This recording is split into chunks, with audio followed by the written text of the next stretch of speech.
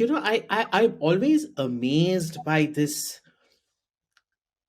extreme, from one sexual kink of dal makhni to extreme masochism. Correct.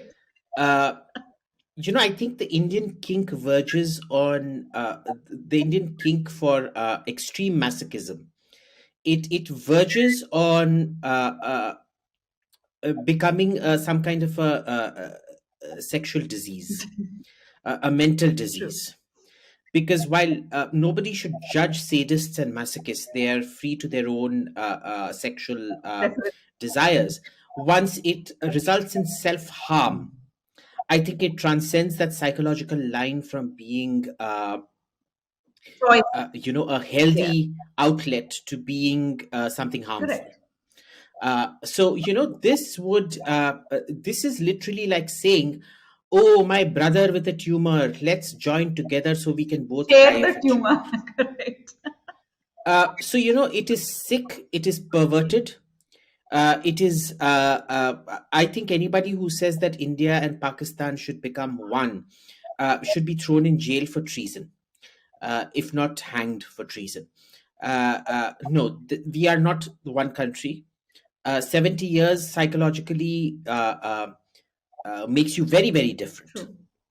right?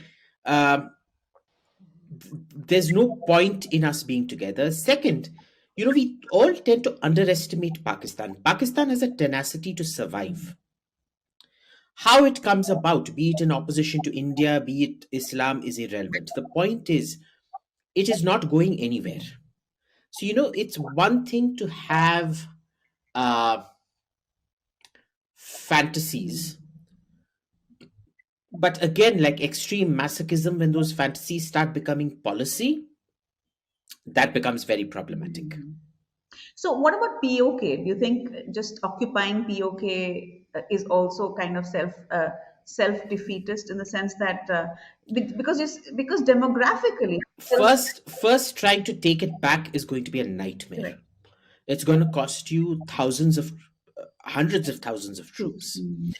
It's a very, very difficult terrain to get into. Remember, it's all hilly, brutal terrain. It's some of the toughest terrain on earth. Number one.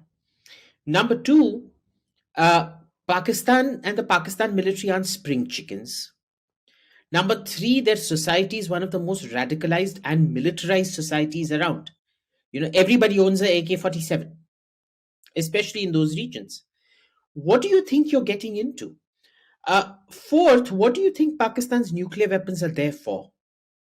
Because, I think, I forget who was the general, but they enunciated four thresholds: the economic threshold, the spatial threshold, the military threshold, and one more threshold. Where if the Indian army managed to cross beyond a certain limit into their territory, they would use nuclear weapons. So, it's unrealistic. Second, assume the Pakistani state collapses, pure as a fantasy. I don't think it's going to happen, but purely as a fantasy. You go in. You are going to be faced with an insurgency. 70 years of brainwashing does produce a certain fanaticism, that you think that it's going to be a kumbaya moment and everybody's going to hold hands and, hug and kiss and distribute laddus and things like that. Correct. No.